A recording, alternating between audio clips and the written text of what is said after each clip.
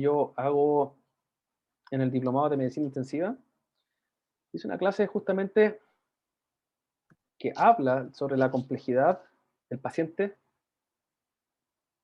neurocrítico, neuroquirúrgico, especialmente en el TEC. Vamos a hablar sobre el TEC, pero también vamos a hablar sobre otra urgencia y el entendimiento de la gravedad y cómo manejarlo. Así que espero que esto le ayude más. Esto va a ser un poco más práctico que las urgencias, porque tanta urgencia, la verdad es que no les va a quedar. Esto es mucho más transversal a todas las urgencias. Ok, partamos entonces. No sé si alguien tenía alguna duda pendiente o partimos nomás. Bueno, más. Todavía Ok, no hay dudas pendientes. Si no, pueden responderse al final. perfecto. Entonces, sobre paciente neurocrítico y neurocirugía.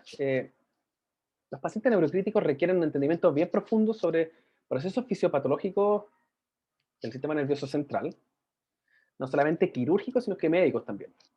La evidencia que existe hoy día no es mucha, y a veces no es tan buena tampoco. Por lo tanto, siempre es bueno tratar de estandarizar ciertas acciones, tratando de basarnos la evidencia o en el conocimiento que tengamos, pero al mismo tiempo llegando a consenso con los médicos y las personas que trabajan en los mismos lugares que nosotros, porque hay cosas que no se realizan de igual manera en distintos centros. Estos pacientes graves tienen exigencias súper altas, o sea, no que el paciente en sí mismo, sino que la demanda fisiopatológica es alta. Tenemos pacientes graves, con altos riesgos de secuela. Y muchas veces tenemos recursos bastante limitados, por lo tanto tenemos que optimizar los recursos. Y a mí siempre me gusta plantear preguntas, porque con preguntas nosotros podemos responderla y desarrollar el tema. Y ahí es la pregunta: ¿cuál es el enfrentamiento quirúrgico del paciente neurocrítico? Entonces vamos a tratar de responderlo utilizando todos estos conceptos. El concepto de neurocirugía y UPC. ¿Qué pacientes van a ingresar a la UPC? La importancia, no solamente del apoyo, sino de la comunicación entre un neurocirujano y la UCI, los exámenes de apoyo en los pacientes neurocríticos, las patologías de importancia, y ahí vamos a hacer referencia a ciertas urgencias, que era lo que ustedes están esperando. Vamos a hablar sobre un caso clínico de un TEC y el concepto de control de daños en TEC, y vamos a discutir y concluir el tema. Así que partamos con el concepto de neurocirugía OPC. Yo sé que ustedes no tienen mucha experiencia clínica, me refiero por ustedes mismos, sí en su formación. No sé si toda la gente que participa acá son estudiantes de la Católica, pero si no lo son, yo al menos he estado en distintos lugares. Quiero decirles que en particular la UPC de la UC tiene un acercamiento bastante fuerte con nosotros. Entonces, muchas veces pensamos de que somos entidades antagónicas, la UCI y neurocirugía, pero la verdad es que no lo somos tanto. Esto es un análisis propio de la estadística propia de nuestro servicio del año 2017, y ese año ingresamos 671 pacientes al hospital, de los cuales 300 de nuestros pacientes tuvieron al menos un día de estadía en la UPC, lo que representa casi 45% de nuestros pacientes. De mala forma, yo diría que nuestros pacientes no necesitan UPC. Y por otra parte, de mala forma, diría que la gente que trabaja en UPC no va a tener conocimiento o no debería tener conocimiento sobre pacientes neurocríticos. Aquí tenemos un gráfico que nos muestra un poco dividido qué tipo de pacientes nuestros ingresaron a la UPC. Principalmente fueron tumores, seguido por patología vascular. En tercero son pacientes pediátricos, que habitualmente se repite un poco sobre patología tumoral y vascular, pero también hay malformaciones congénitas o malformaciones que se han ido resolviendo durante la infancia. ¿Ok? Pero básicamente eso es lo que tenemos nosotros. En este gráfico está súper representado el trauma, porque son estadísticas propias de la red de salud UC Christus, en el cual, como todos saben, no es un centro de trauma, y en particular en neurocirugía, nosotros recibimos bastante poco trauma. Pero afortunadamente, hay trabajos publicados locales chilenos. Este en particular es un trabajo que se publicó el año 2016 y es un trabajo del grupo de intensivistas del Hospital Sotero del Río. Y nos muestran los diagnósticos de ingreso, los diagnósticos de ingreso a su UPC. Y fíjense, pacientes neurocríticos, el año 2012 representaba el 25% del total de los pacientes que ingresaron, el 2013 el 28%. O sea, no solamente para nosotros es importante la cantidad de pacientes que ingresan a la UCI, sino que para Una UCI de un hospital grande de referencia como el Hospital Soto del Río que recibe traumas representa un cuarto de sus pacientes. Y fíjense, es más frecuente o igual de frecuente que una sepsis severa, cuadros clínicos que son característicos como insignes de la gente de UPC, ¿cierto? Y las otras causas son mucho menos frecuentes, por lo tanto, la importancia real es tangible, la pueden ver aquí en estas estadísticas. Y acá pueden ver cómo se distribuye el ingreso de estos pacientes en esta UPC de un hospital de alto volumen, hospital de referencia y hospital de trauma. Fíjense, pasamos de 7 a un 20% del trauma. Las causas vasculares, 25%, los postoperatorios neuroquirúrgicos, que la mayoría de ellos son tumores, ¿cierto? Y tenemos otros. Probablemente cercano a la casuística local que teníamos en la Universidad Católica, ¿cierto? Aquí lo mismo, perdón. ¿Qué tan graves son nuestros pacientes o cuántos días de ventilación mecánica requieren? Paciente neurocrítico, aquí en la parte inferior. Días UCI, en promedio están entre 5 y 4 días. Días en ventilación mecánica, 3 y 2, ¿cierto? Y la mortalidad en la UCI ronda entre un 11 y un 13%. Claramente no mostraba una significancia estadística, pero al menos describe el comportamiento de nuestros pacientes. Pero lo pueden comparar, por ejemplo, en shock séptico. Días UCI, pacientes más graves requieren más tiempo de ventilación, más días de estadía, ¿cierto? Y la mortalidad es mayor. Por lo tanto, el concepto de que el paciente neurocrítico es grave, sí, es grave, pero tiene, entre comillas, menos mortalidad que un paciente con shock séptico. Este es un estudio multicéntrico que se hizo entre Estados Unidos y Reino Unido, publicado en esta revista de intensivo, es el American Journal of Respiratory Critical Care, el año 2011, y hablaba sobre esto. Lo mismo, el tipo de paciente que ingresa. Tenemos en esta columna pacientes de Estados Unidos, pacientes británicos, ¿cierto? Que miren, por causa neurológica, un 19 y un 25%. Bastante parecido a lo que mostraba el Hospital Soto del Río, ¿cierto?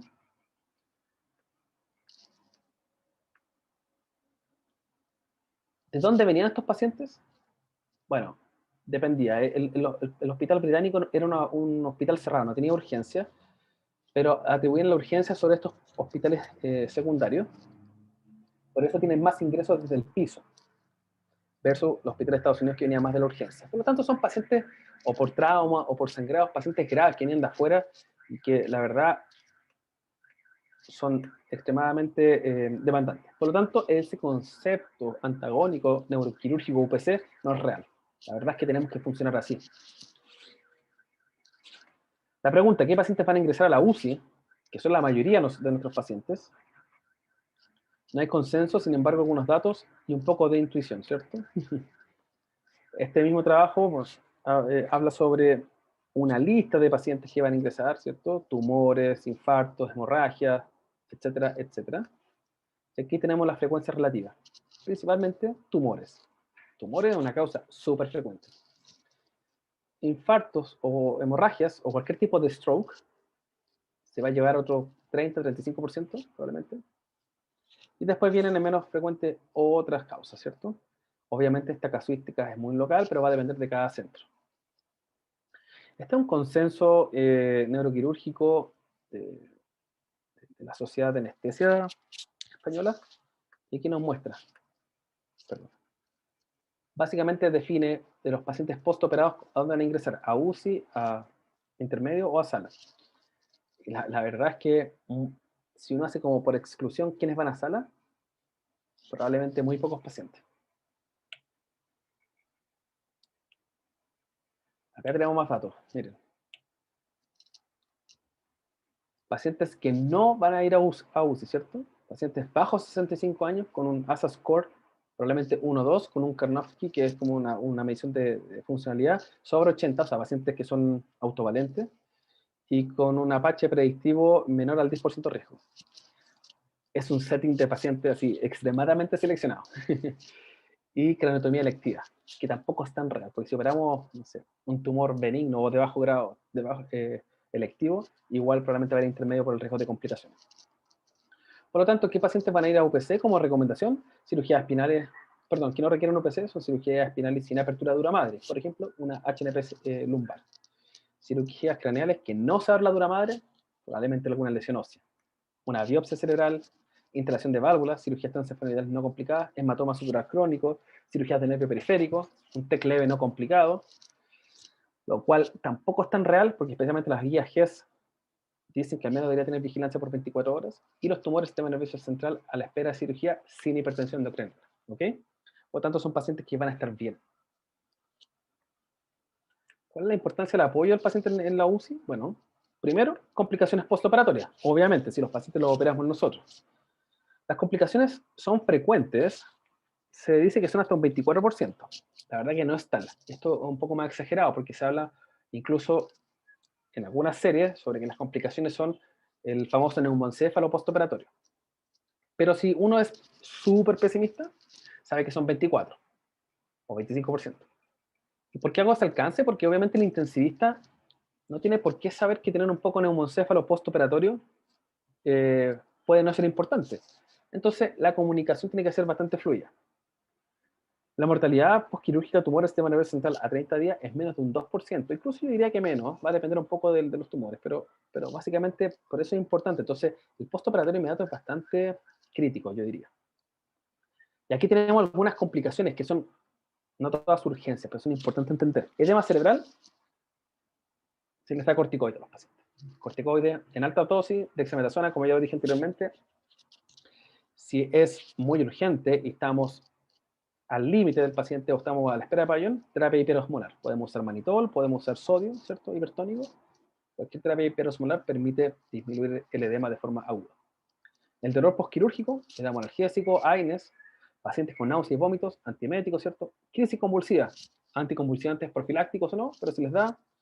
Profilaxis infecciosa, no está muy claro, las guías internacionales no son fuertes sobre una profilaxis prolongada, sí perioperatoria, está ahí en entredicho.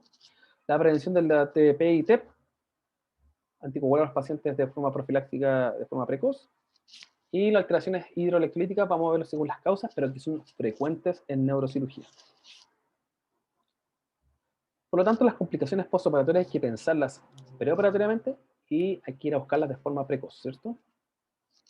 Aquí tenemos los candidatos, como dije anteriormente, y en estos pacientes siempre tenemos que ir a buscar estas complicaciones que yo les decía. Por lo tanto, ¿en quiénes vamos a ir a buscar estas complicaciones precoz? Pacientes que tienen un Karnofsky menor a 80 o un ASA, una predicción del ASA mayor a 2, ¿cierto? Aumenta el factor de riesgo. Comorbilidades predisponentes a infecciones, como inmunosupresiones, uso de esteroides crónicos, ¿cierto? U otros. Como norma, nosotros realizamos escáneres de control a todos los pacientes, a todos. Lo que dice la evidencia, no con mucha fuerza, es que el escáner debería ser realizado no más allá de 6 horas después de la cirugía. ¿Okay?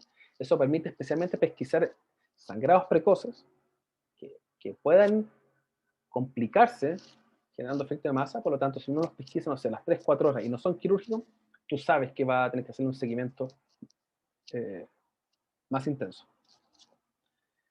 ¿Y qué más? La no actuación precoz de una cirugía fosa posterior.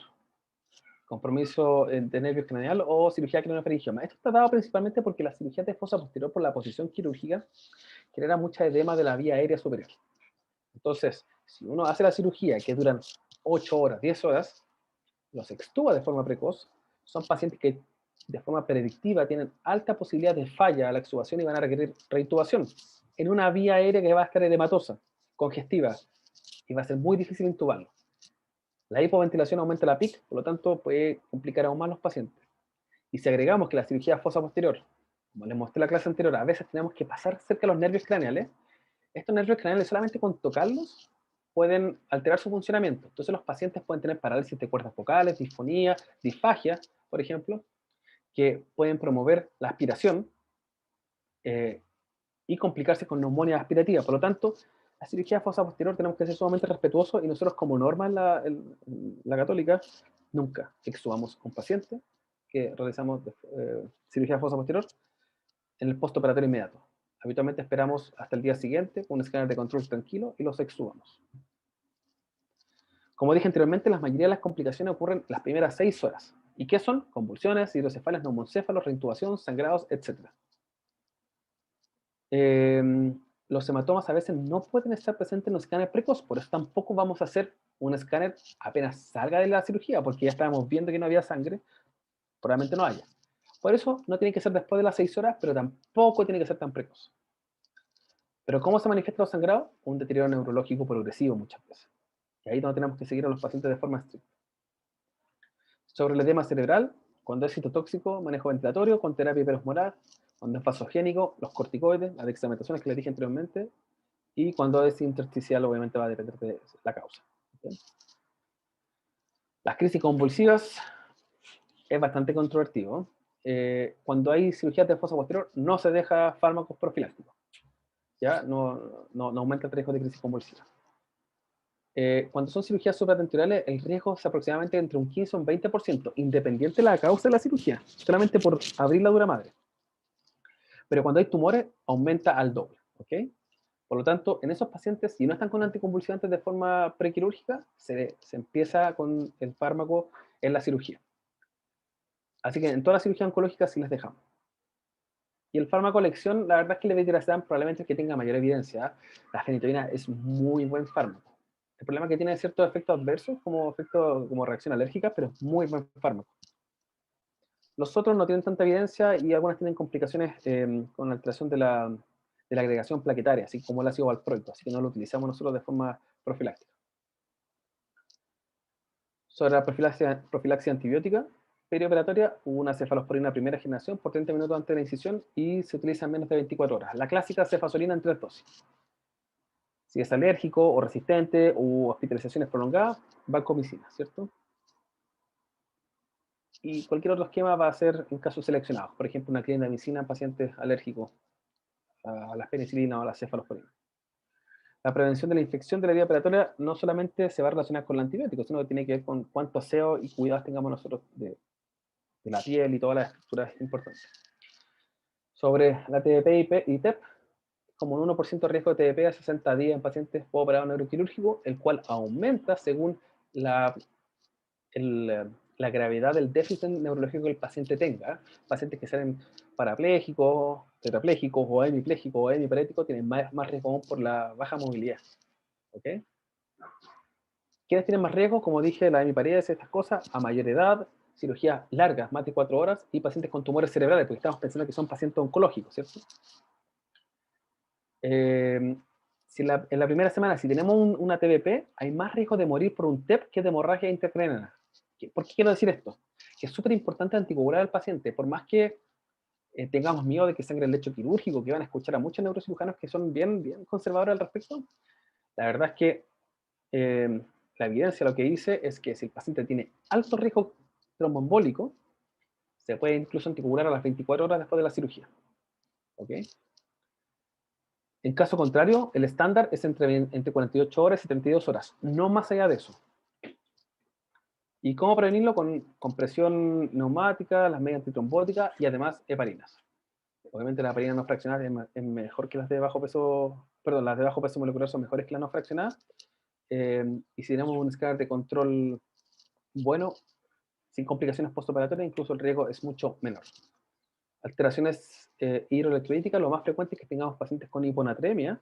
Las causas son varias, pero habitualmente tenemos pacientes que manifiestan síndrome de secreción inadecuada de ADH o el famoso el síndrome perdedor de sal. ¿Okay?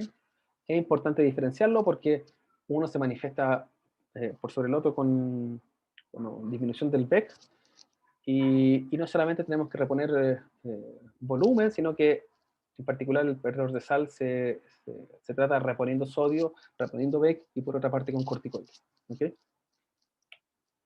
Ahí tenemos cómo se diferencia el cuadro clínico, pero son distintos, pero el eje cardinal es que son pacientes con hiponatremias. La hiponatremia habitualmente está en el contexto de cirugías fenoidales relacionadas con la manipulación del tallo hipofisero hipotalámico y son diabetes insípida. Y la característica es que son pacientes con poliuria, con hipernatremia. Hay que hacer el diagnóstico, que sea un seguimiento de la diuresis de estos pacientes, no solamente del sodio, y aquí el tratamiento es con desmopresina. ¿Okay? Dispositivos invasivos. Nosotros utilizamos dispositivos invasivos por varias razones. Pero lo principal a nosotros nos gusta y al agente intensivo nos gusta y porque necesitamos medir la presión intracraniana en tiempo real, especialmente en pacientes que no tenemos examen neurológico. Entonces aquí está la importancia de poner o instalar captores de PIC, captores de presión intracraniana. Algunos tienen algo que se llama el PTO2, que es la presión tisular de oxígeno. En el fondo te estaría hablando de forma indirecta de cómo está la perfusión tisular cerebral. ¿Ok? Este no es un gold estándar. Yo diría que en Chile hoy día, en los últimos años, se está utilizando de forma un poco más masiva, pero no hay guías claras al respecto locales sobre su utilización. Sí hay evidencia internacional, sin duda. Además, instalamos drenajes ventriculares que nos permite drenar el SR y también medir la presión intracraniana, y también ponemos drenajes espinales. Los objetivos de los drenajes ventriculares externos son manejar la hidrocefalia, que es lo que mata a los pacientes, manejo de la hipertensión intracraniana, nos permite drenar el SR, ¿cierto? Nos permite medir la presión intracraniana, nos permite estudiar el LCR tantas veces necesitemos y otras veces podemos administrar terapia intratecal. Este mensaje es clave, porque tenemos mucha dificultad en algunos centros que las enfermeras y los intensivistas les gusta manipular estos drenajes, como que fuese una vía venosa periférica. Y la verdad es que no, porque a mayor manipulación, más riesgo de infección. Por lo tanto, siempre los manejamos nosotros. ¿Cuál es el problema con el uso del drenaje ventricular? Es que está poco estandarizado, hay desconocimiento sobre su utilidad, confusiones con las unidades de medida, porque se puede medir en centímetros de agua o milímetros de mercurio. No saben cuándo hay que medir la PIC, porque como está abierto siempre, obviamente baja la compliance del sistema, entonces hay que cerrar el drenaje y hay que esperar un tiempo. Y también la pregunta es, ¿a qué nivel hacer el cero?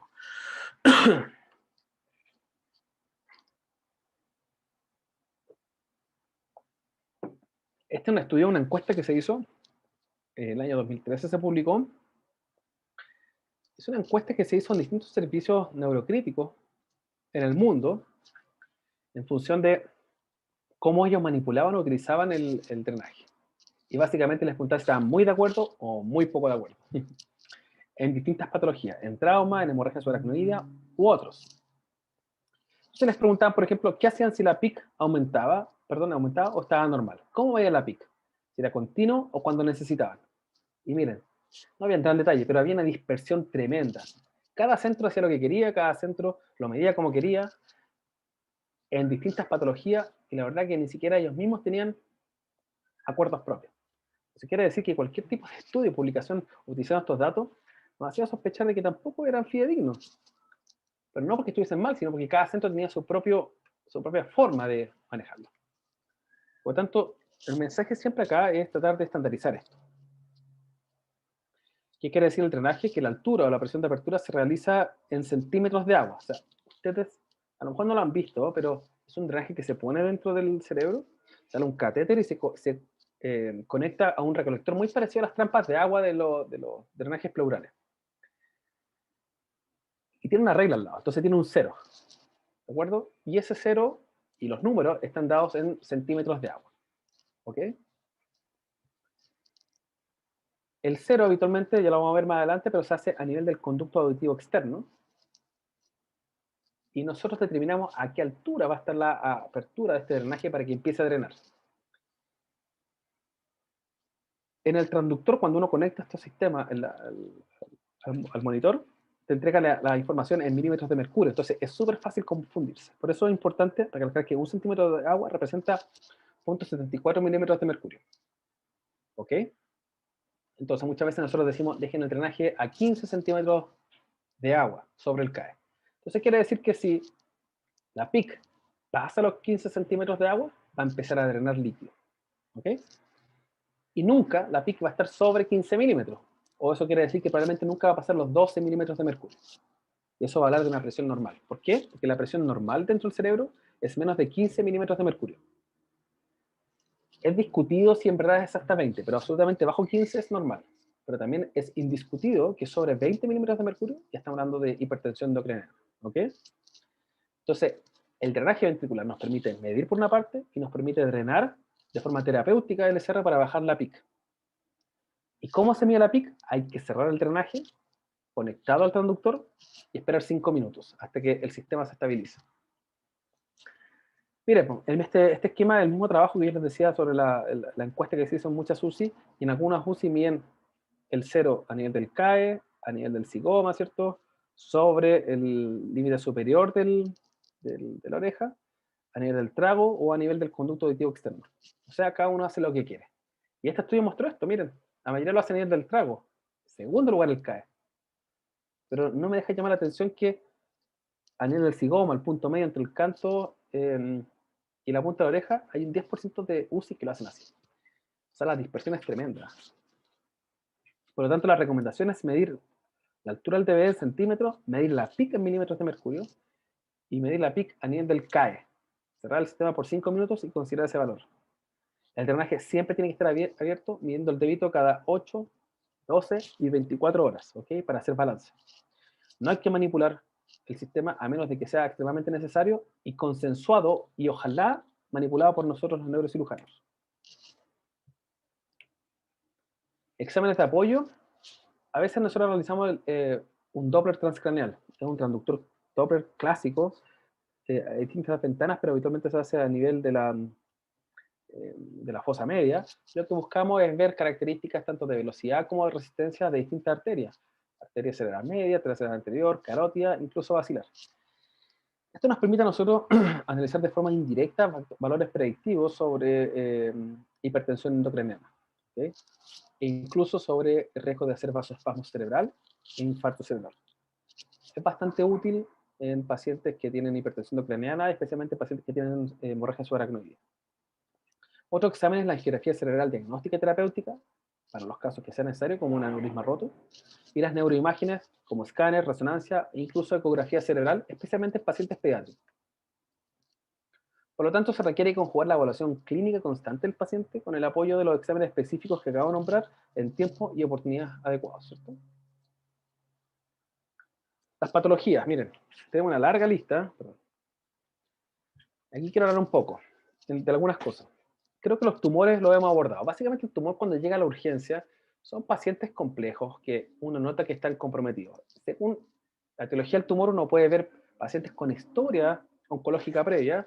Estamos sospechando metástasis, obviamente la neuroimagen nos va a ayudar, pero el eje principal de los pacientes oncológicos con tumores va a ser iniciar corticoides lo antes posible y anticonvulsivantes. ¿Ok? Aunque se ha discutido, la verdad es que la recomendación finalmente es empezar anticonvulsivantes, porque el riesgo de convulsión es alto y si convulsionas le aumenta la PIC y eso puede empeorar el cuadro clínico. ¿Ok? Las infecciones, al menos abordamos abscesos, pero tenemos meningitis, tenemos ventriculitis, tenemos encefalitis, distintos tipos de infecciones con cuadros clínicos distintos. El eje cardinal de muchas veces estos pacientes no solamente la fiebre, sino que el compromiso de conciencia. Y aquí el eje va a ser hacer antibióticos lo antes posible. ¿Ok? Hemorragia subaracnoidea, que me lo salté al principio. Este es un cuadro clínico importante, porque son pacientes que llegan a la urgencia con una cefalea ictal, al menos, y pueden tener un compromiso de conciencia de distintos grados, incluso pacientes llegar en coma o muertos. Es importante porque el diagnóstico se hace con un escáner y hay que buscar la etiología. El 85% de las hemorragias subaracnoideas van a ser por un aneurisma roto. ¿Okay? Entonces tenemos que buscar la aneurisma, no solamente por la importancia diagnóstica, sino que además en Chile es patología GES, la hemorragia subaracnoidea por aneurisma roto. Y eso nos obliga a nosotros a resolver el aneurisma desde el diagnóstico en menos de 24 horas. Y eso lo podemos resolver tanto por cirugía como por terapia endovascular. Tenemos que analizar caso a caso, pero es una urgencia real, ¿ok? Y la hemorragia subaracnoidea en sí misma tiene varias complicaciones. Dentro de eso, que son graves, el resangrado y la hidrocefalia, que tenemos que resolverlo. Las hidrocefalias, ya sean por pacientes conocidos, con válvulas o con hemorragia subaracnoidea, como dije anteriormente, tienen que ser reconocidas de forma precoz porque la hidrocefalia es de esas patologías que mata a pacientes. Tenemos que actuar rápido. Se manifiestan los pacientes al menos con cefalea o con algún síndrome de enclavamiento y rápidamente tenemos que resolverlo. Si nosotros no sabemos por qué ocurre esto, tenemos que llevarlo al pabellón urgente y ponerle un drenaje ventricular externo. Pero muchas veces hay pacientes que llegan con válvulas conocidas, comprometidos de conciencia, y se infectan. Entonces tenemos que poner el drenaje, sacar la válvula y dar antibióticos. Es importante reconocer la hidrocefalia. Es muy fácil en pacientes que tienen válvulas, pero no es tan fácil en pacientes que llegan de forma espontánea como pacientes nuevos. La hipertensión endocrinal, yo sé que tiene una clase ustedes particular de ella sobre cómo ocurre los síndromes, pero básicamente hay que tratarla según su causa, ¿eh?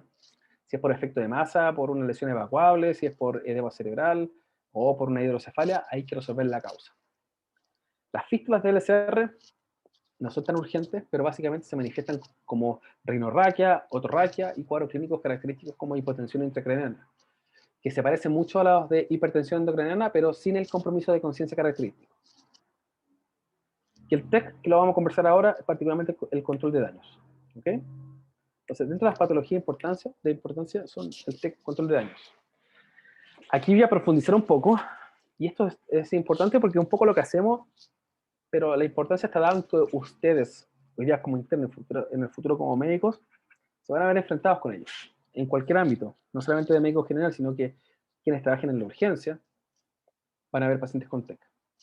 El control de daño apareció en Estados Unidos, en el ejército de Estados Unidos, y nació porque el concepto era que hay la capacidad de un barco de absorber el daño y continuar su propia misión. Esa es como la filosofía. Es bastante épica su filosofía. En el año 93, el doctor Rotondo habló por primera vez sobre la cirugía de control de daños. Lo que le interesaba a él era controlar la hemorragia, evitar la contaminación, un cierre abdominal temporal, estabilizar al paciente en la UCI y después reexplorar y reparar definitivamente lo que haya que reparar. Yo me imagino que esto lo han conversado ustedes en su rotación, ¿no? Y en sus estudios de cirugía general. Solamente realizando eso, eh, la sobrevida aumentó 7 veces comparado con una laparotomía estándar. Y fíjense, en 2004 se publicó por primera vez en una revista neuroquirúrgica el control de daños en nuestra especialidad. ¿Y en qué consiste? Primero, seleccionar a los pacientes.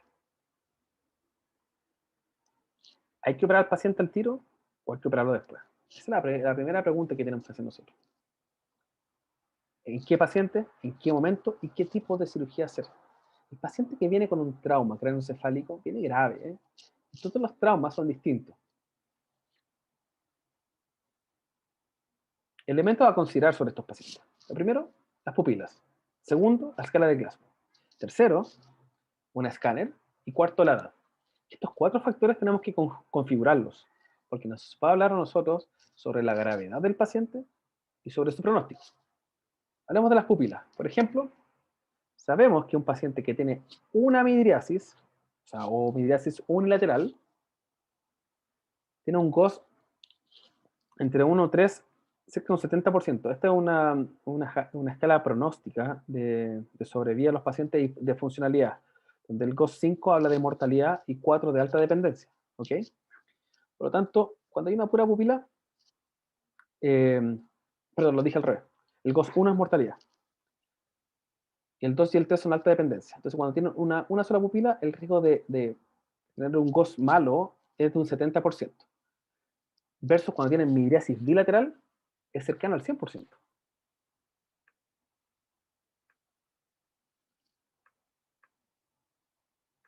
El Glasgow muchas veces se afecta por cosas que se tienen que realizar en el sitio de reanimación. A veces hay que intubar al paciente, hay que hacer la maniobra de intubación rápida, ¿cierto? Que involucra drogas, incluyendo bloqueantes neuromusculares y sedantes. A veces está dado que la inestabilidad hemodinámica afecta la conciencia por hipoperfusión cerebral, ¿cierto? Y por otra parte, la escala de Glasgow tiene cierta variabilidad interobservador. Pero a pesar de eso, fíjense, si el paciente con TEC tiene un Glasgow 3, al momento que se evalúa y se reanima, la mortalidad es más de un 60%. Y la mortalidad cae en directa proporción al aumento de la escala de Glasgow, ¿cierto? Como pueden ver en el gráfico. Fíjense, con la edad. La posibilidad de que a un paciente que se haya tequeado le vaya bien es inversamente proporcional con la edad. A mayor edad, más posibilidad de mortalidad. Fíjense. El corte ocurre a los 40 años. O sea, no ocurre muy viejo, por así decirlo. Después de los 40 años, la posibilidad de morir con un TEC grave aumenta sustancialmente. Lo que yo les decía, aquí cambia la curvatura a los 40 años. y se hace exponencial. Fíjese, probabilidad de muerte a 14 días. Nuevamente aumenta a los 40 años y después aumenta nuevamente a los 60. ¿Se fijan? En la escala logarítmica, que es mucho más conservadora. ¿De qué nos sirve el escáner a nosotros? A nosotros nos sirve para realizar una planificación quirúrgica. Nos sirve cuando el examen físico es limitado, por ejemplo, cuando ocurre el accidente, lo intuban rápido y llega al reanimador y tenemos que ver al paciente y viene todavía con efecto de las drogas, el escáner nos va a ayudar. En parte también nos ayuda a hacer un análisis pronóstico, pero lamentablemente no nos ayuda para analizar el daño axonal difuso. Esta es la escala de Marshall, probablemente está un poco en desuso, tiene que ver con el tipo de lesiones que hay en el escáner, cuando no hay examen clínico, nos permite un poco entender el tipo de acción que deberíamos realizar. Pero básicamente habla sobre lesiones evacuables y desviación de la línea media, que habla que sea más grave el paciente. Y acá habla sobre justamente el resultado funcional. Marshall, mientras más elevado, menos probable que le vaya bien. ¿Se fijan? Mientras más elevado el Marshall, más posibilidades que se muera, hasta el 56%. ¿Se fijan? Básicamente habla de esto, que un escáner más malo, más posibilidades que el paciente fallezca. Es lo mismo, este gráfico habla sobre justamente lo mismo.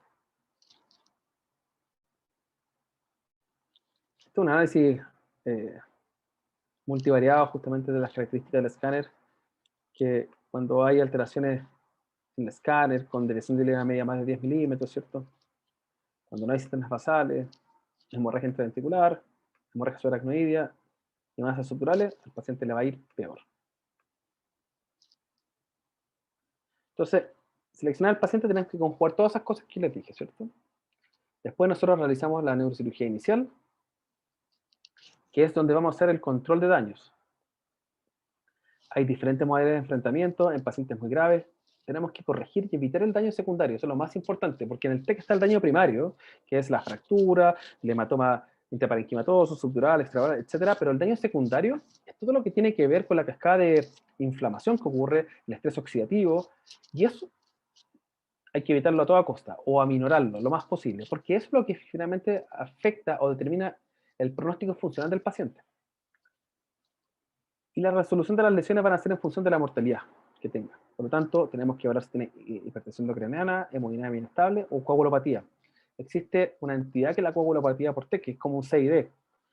Y en el fondo son pacientes coagulópatas que no paran de sangrar, que este factor tisular que se secreta en la sangre, lo único que hace es que sea muy difícil de contener los daños. Por lo tanto, hay que evacuar hematomas, cranectomía precoz, disminuir la PIC, optimizar el flujo sanguíneo cerebral. La cranectomía tiene que ser amplia, corregir los desplazamientos, hemostasia, debridar, cierre dural, evitar infección, ¿cierto? Hay que hacerlo rápido. Y en este trabajo hablaba justamente el cierre rápido en TEC, que esto cambió justamente las complicaciones y las infecciones, porque antiguamente la cirugía era estándar hasta acá, en el TEC. Esta es una cranectomía descompresiva, grande, ¿se fijan? Esa es la fosa media, la fosa anterior, occipital. Entonces, sacaban el hueso, abrían la dura madre y antiguamente cosechaban una estructura que se llama pericráneo o fascia lata y suturaban la dura madre para darle espacio y ahí uno pierde 1 hora, 2 horas, etc. Hoy día lo que se hace es se abre, se ponen un par de injertos de dura madre. Esto toma, entre esto y esto toma 2 minutos y cerramos. Esto, tan básico como eso, mejora la sobrevida y la funcionalidad de los pacientes. Y disminuye los tiempos quirúrgicos. Después estabilizar al paciente en la UCI, hay que evitar la hipotensión porque disminuye la perfusión cerebral, ¿cierto? Más daños secundarios, la coagulopatía y la hipoxia, que van todos de la mano. Después más adelante vamos a realizar la neurocirugía definitiva, ¿cierto? Reparar las fístulas, evacuar los hematomas, fijación de las fracturas inestables o reparar lesiones asociadas, ¿ok? Entonces quiero que apliquemos todo lo que dije anteriormente en un caso clínico que nosotros tuvimos, que lo tuvimos en la UC. Este es un caso clínico que lo tuvimos probablemente hace 6 años, si mal no recuerdo, 5 años. Es un hombre de 20 años que tuvo un accidente de tránsito de alta energía, el cual fue eyectado desde el asiento trasero sin cinturón de seguridad, salió eyectado a través del parabrisas delantero. El paciente sufrió un TEC abierto con hemorragias profusas, ¿cierto? Tuvo exposición del tejido encefálico a nivel frontal, y cuando llegó el equipo de rescate, el SAMU, lo encontró en un Glasgow de 4. El paciente estaba hipotenso con una PAM de 40 y se propició el traslado con tabla espinal y collar rígido, como cualquier protocolo de trauma, ¿cierto? Llegó al hospital, llegó a nuestro hospital, no tenía lesiones extracraneanas evidentes, me refiero nada en el tórax, no fractura inestable, etc. Y en el momento de la evaluación, ya había sido reanimado en el traslado, tenía pupilas isocóricas. Requirió de drogas vasoactivas, se logró tener una PAM de 80 y en ese momento el Glasgow pasó de ser a 4 a 7. O sea, mejoró. El paciente había sido trasladado con intubado, como bien dije, en tabla espinal y collar rígido y con drogas vasoactivas. Se logró tener una PAM de 100 milímetros de mercurio, así que estaba perfecto.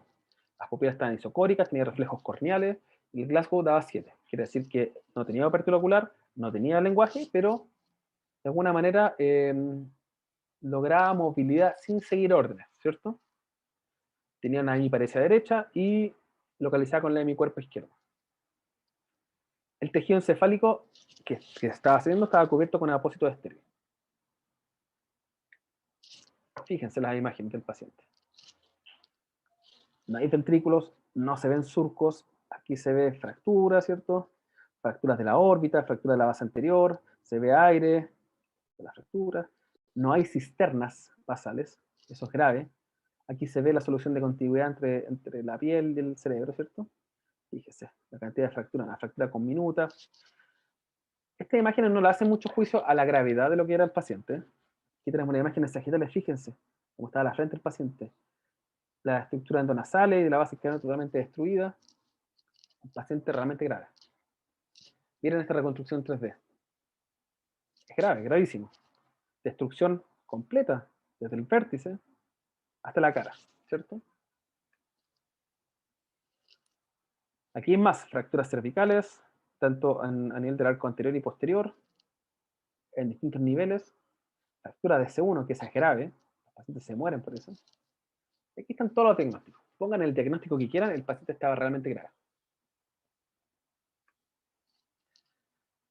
Entonces, cuando bajó el escáner el paciente, presentó una anisocoria, miriasis izquierda. El Glasgow bajó de 7 a 5. Obviamente, el residente dice, ¿qué hacemos? En ese tiempo el residente era yo. Entonces, miren, fíjense. Partamos con el mismo análisis que dije anteriormente. Selección de pacientes. Pupilas. Pasó de estar con pupila isocórica refléctica a una anisocoria presenciada, ¿cierto? Glasgow, de 7 a 5. Edad 20 años y tomografía computada, el escáner tenía una lesión difusa tipo 4. En el fondo era un Marshall de alto grado, era malo. Probablemente esto era lo peor del paciente. El resto de las cosas no estaban tan mal, ¿cierto? Lo conjugamos y se planteó una neurocirugía inicial. ¿Qué fuimos a hacer? Hicimos una cranectomía descompresiva bifrontal, hemostasia de las lesiones sangrantes, debridamiento de la herida, remover el tejido desvitalizado, ¿cierto? Fragmento óseo, todo lo que estuviese sucio, cerramos la dura, protegimos el piso anterior y pusimos un sistema de medición de presión intracraneal. Porque obviamente el paciente iba a estar intubado, tenemos que medir la presión del cerebro para evitar daños secundarios. Y fíjense, este es el escáner postoperatorio. Si bien se ve mucho daño en los cortes sagitales, ¿cierto? Terrible. Hay cosas que hay que destacar, miren, aparecieron los ventrículos, se ve un poquito de cisternas, ventrículos laterales, ¿cierto?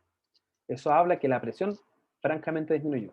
Les voy a mostrar una imagen ahora a continuación que es un poco impactante. Fíjense. Esa fue la descompresión que se le realizó al paciente. ¿Ok? Eso claramente le salvó la vida. El paciente fue a la UCI, se estabilizó, recibió el tratamiento que necesitaba, estuvo en coma probablemente 2-3 semanas, le fuimos haciendo escáner seriado, recibió la terapia que necesitaba, hizo muchas complicaciones médicas de todo tipo, y después, cuando el paciente empezó a mejorar, hicimos neurocirugías definitivas de otras lesiones. Por ejemplo, hicimos una reparación endoscópica del piso anterior, hicimos una fijación de la columna cervical por vía anterior, ¿cierto? Esta fractura. ¿Por qué? Porque teníamos certeza de que su médula estaba funcionando por más que tuviese esta fractura inestable. Que a la llegada del paciente era un despropósito operarla, porque primero uno no sabe si el paciente va a sobrevivir. Ya cuando el paciente ya estaba mejorando, sobreviviendo, obviamente había que operarlo porque eso propicia su rehabilitación precoz. Resultado funcional. Tengo algunos videos que están autorizados por el paciente. Fíjense.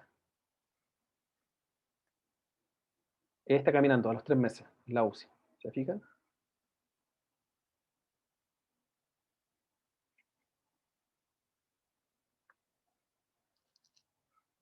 Así se ve todo deprimido el área quirúrgica porque no tiene hueso. Después tuvimos que hacerle una craneoplastia. Quiere decir que le mandamos a hacer una prótesis. Se reconstruyó y miren, 2, 3 años después, corriendo una maratón. Ese paciente, ¿se fijan?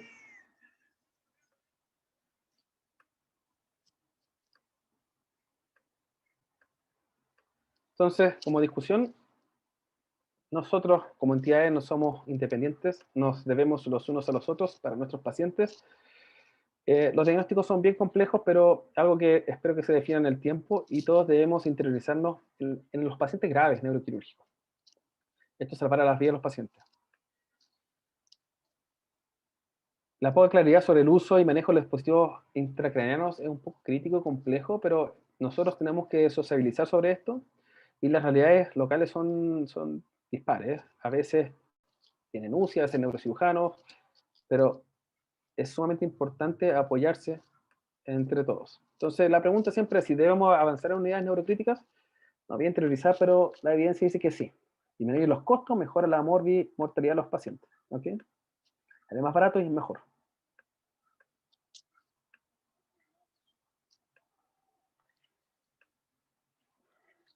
Hay un área de la neurocirugía que es neurointensivo. La pregunta es si el neurocirujano debería ser neurointensivista. Yo creo que es importante que sepamos, pero da lo mismo que sea el intensivista. Puede ser un anestesista, un internista, un urgenciólogo, un neurólogo, un neurocirujano, puede ser hasta un cirujano. Lo importante es que sepa de neurointensivo. Por lo tanto, no hay que cerrarse a que los neurocirujanos solamente hacemos actos quirúrgicos, participamos en todos los procesos y el trabajo en equipo es fundamental. Así que nuestros pacientes hay que pensar, sentir y actuar. Eso.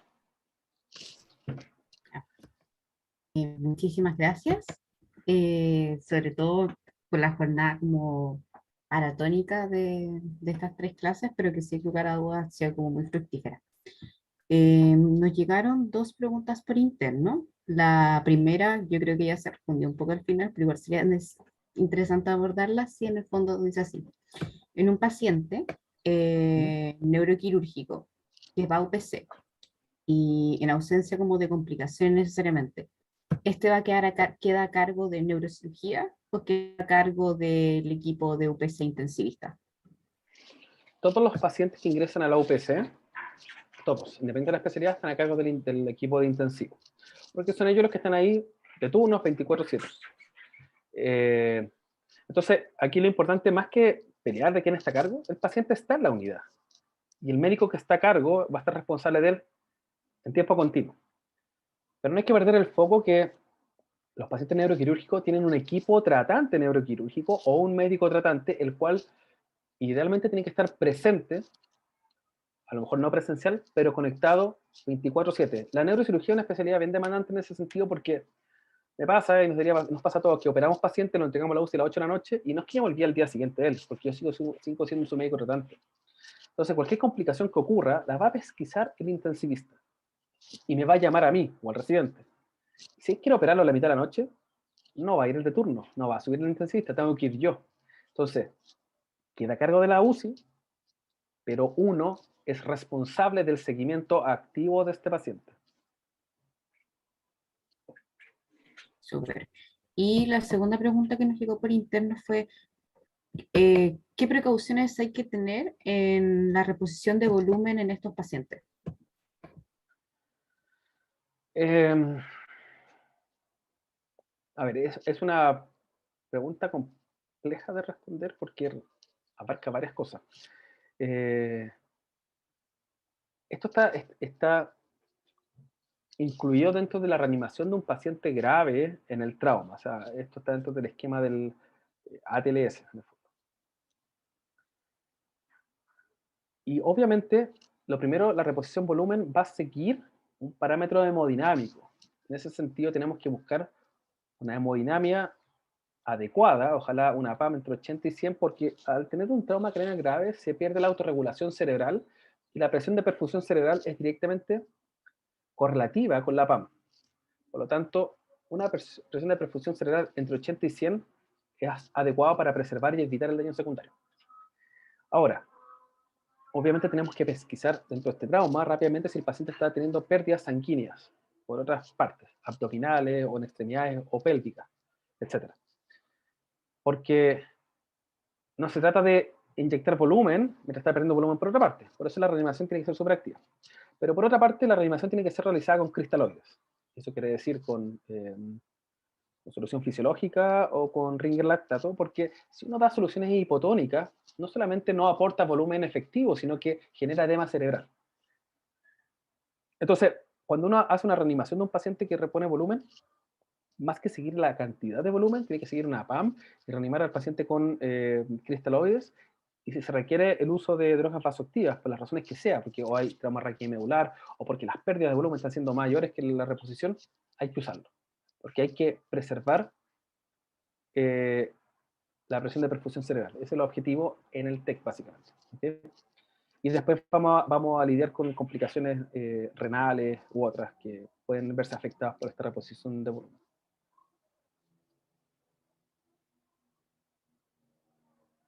Ya, súper. Ya. Otra pregunta dice así. Buenas tardes, doctor. ¿Cuáles son los cambios principales que experimentó la duroplastía en torno a la neurocirugía de control de daños? Buena pregunta. A ver, la craniotomía descompresiva existe en la neurocirugía probablemente desde su inicio. Se describió formalmente, porque se utilizaba en la antigüedad, pero se describió formalmente a principios del siglo XX. Y se hacía en tumores, por ejemplo. Se descomprimía y solamente era para darle espacio para que el paciente viviera un poquito más. En ese tiempo tenía mucho riesgo de infección, de sangrado, y básicamente los pacientes tenían muy mal pronóstico y quedó en desuso. Y se empezó a retomar probablemente a finales de la década de los 60 a los 70, especialmente en infartos cerebrales malignos, no tanto en trauma.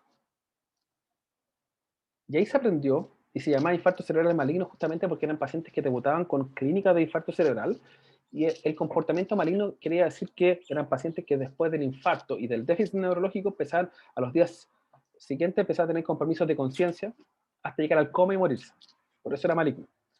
Y vieron que esos pacientes que los descomprimían mejoraban su sobrevida y su funcionalidad. Y en ese tiempo lo que se hacía era solamente sacar el hueso.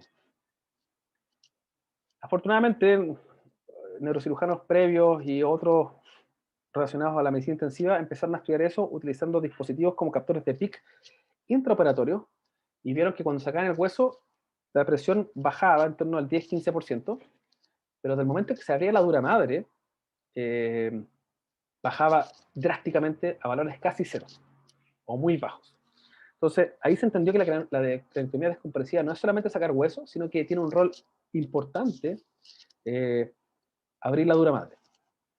Pero, antiguamente, como no estaba el concepto de dejar la dura madre abierta, se cosechaba pericráneo o fase lata, como dije en la presentación, y se volvía a realizar una duroplastía.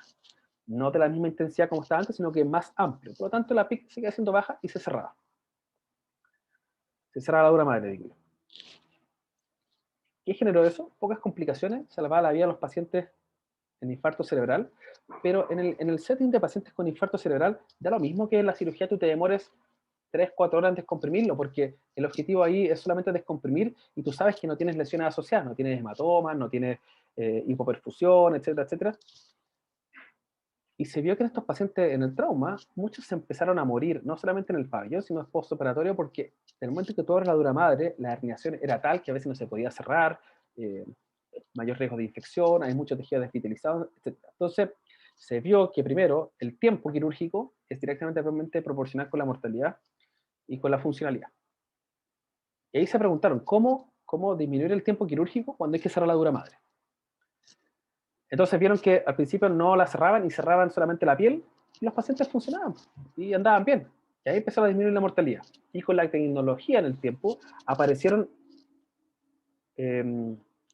empresas que produjeron sustitutos durales sintéticos de distintos tamaños. Entonces hoy día lo que se hace es justamente abrir la dura madre y apenas se abre la dura madre ponemos estos sustitutos que no se suturan, se ponen solamente encima. Y uno sabe que después de 3, 4 semanas esto forma una gran cicatriz y una gran dura madre con la dura madre antigua que queda sobrepuesta.